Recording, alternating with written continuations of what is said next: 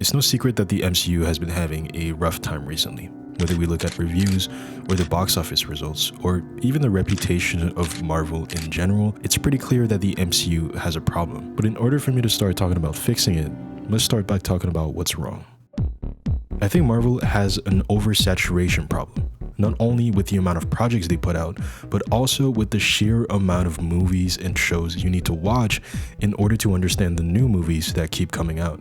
Let me explain. The new trailer for Deadpool and Wolverine recently released, and while watching the trailer and all the breakdowns of all the Easter eggs and hints, I realized just how many movies or shows someone would have to watch just to understand this movie. If, let's say, you just wanted to watch this movie with your friend that's not a big Marvel fan, but has seen a few movies here and there, you would have to make sure they watch the movies from the X-Men universe to understand all the X-Men references and the origin of Wolverine, and they would have to understand what the TVA is, so they would need to watch Loki. But in order to understand Loki, you need to watch Endgame, because in Endgame you see how Loki escapes with the Tesseract, but to understand Endgame you need to watch Infinity War, and to watch Infinity War you need to watch all of these movies beforehand.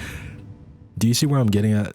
The amount of projects that are all piling up on top of each other is getting really overwhelming. The director of Deadpool and Wolverine did say that this movie stands on its own and you could watch it without any knowledge of previous movies, but I seriously doubt that. Maybe technically the movie won't have any plot holes if you watch it on its own, but the entire point of this movie is about the references and jokes that Deadpool makes, and you will barely get half of the experience if you understand none of them. But yeah, since Endgame, Marvel has really ramped up the production of their projects, and in the span of 2 years, they released a total of 17 projects, almost doubling what it was prior to Endgame. One thing to note here though is because of COVID, it delayed a few of those projects and kind of forced them to release them in a tighter release window, but I think the point still stands. It is getting overwhelming. The MCU feels more like homework than an escape from reality at this point. And this isn't only a problem for us, the viewers and the fans. This is clearly a problem for Marvel Studio. The qualities of the movies and shows have taken a hit because of the sheer amount of projects they have to release, and they've been losing millions of dollars at the box office. And you don't have to take my word for it. The reviews tell a very clear story that the MCU after Endgame is just not as good as it used to be. But it's not like Marvel hasn't released a single good movie or show after Endgame. No Way Home was a huge success. WandaVision was a fresh and interesting new take on the superhero genre. Shang-Chi had some of the best action choreography so far. Wakanda Forever had an Oscar nomination, and Loki is the best TV show Marvel has on Disney+. But because of the insane amount of total projects, all of these good ones get associated with all of the bad ones. And the general consensus is that Marvel isn't as good as it used to be. If we remove all of the bad projects from the past few years and we don't change a single thing about the good ones, I think Marvel would have a very different reputation than it has today. And so the first thing Marvel needs to do is scale down. I don't think they should be afraid of doing more street level stuff and focusing on better writing instead of going all in on those big spectacles and heavy use of unnecessary CGI. Speaking of CGI, a lot of the complaints the MCU has been having recently is also about the quality of the CGI. The visual effects studios don't have enough time to make great CGI. They are forced to crunch and work towards an unrealistic deadline. That forces them to cut corners that are unfortunately very noticeable. The CGI isn't bad because the people that worked on them are not talented. They're bad because Marvel doesn't give these talented people enough time to finish their work. So scale down. Give more time between projects and don't be afraid to tell more personal and smaller stories, so that when you eventually need CGI on bigger projects, visual effects studios will have enough time to finish and polish them. Another problem that the MCU has, which I'm actually surprised not that many people are talking about, is the fact that the targeted audience is too large. Let me explain. Every single one of the movies and shows all share the same universe, which is fine. The connected universe is what made the MCU successful in the first place, and I don't think they should change that. But the problem is that when you want to make a TV show about, let's say, Miss Marvel, a coming-of-age story for teenage girls, and then later on make Moon Knight a TV show for men, and then later make She-Hulk a comedy TV show for women, you run into some problems.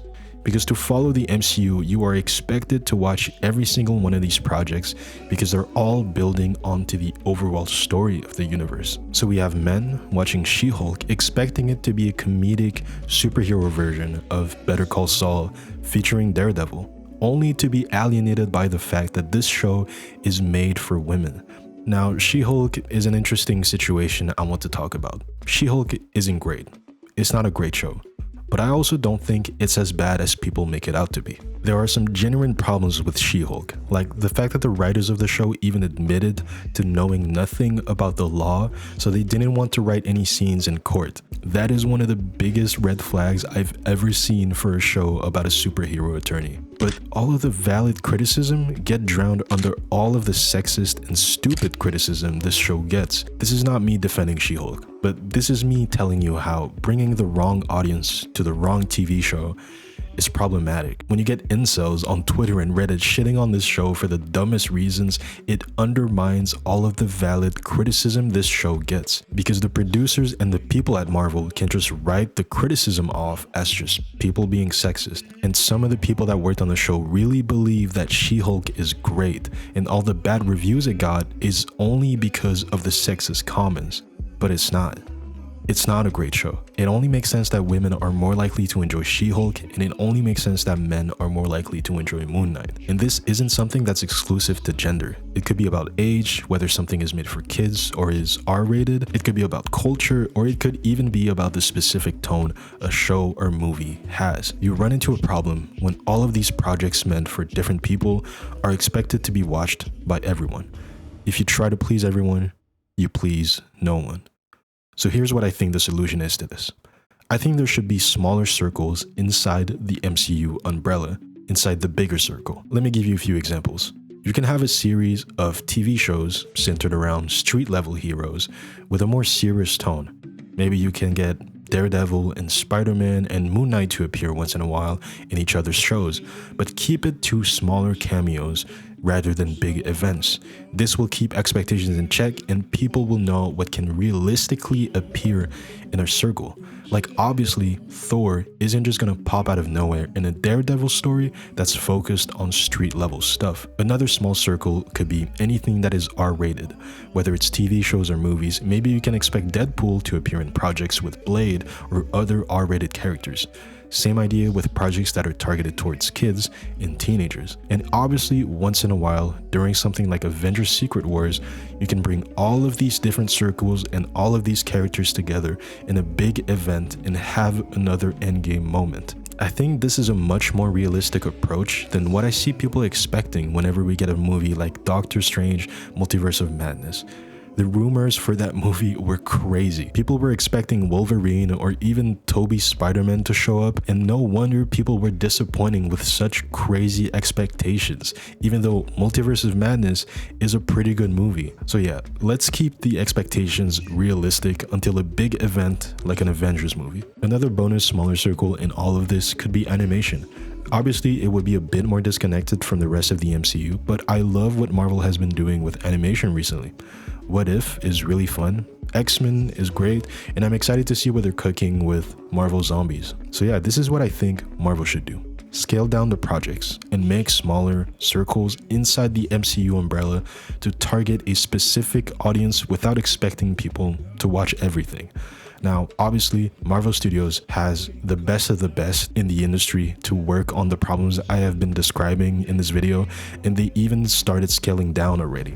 Deadpool is the only Marvel movie we're getting in 2024, so who am I to say this is the only way to fix the MCU? There are plenty of ways of fixing it, but this is what I want to see out of the MCU as a fan, and someone that doesn't want the franchise that I grew up on to fall off and die. So yeah, this video was a bit different than my usual reviews, but once in a while when I have nothing to review, I like to make these video essays.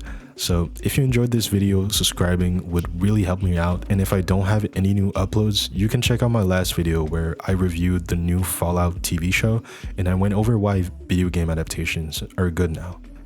Anyway, see you.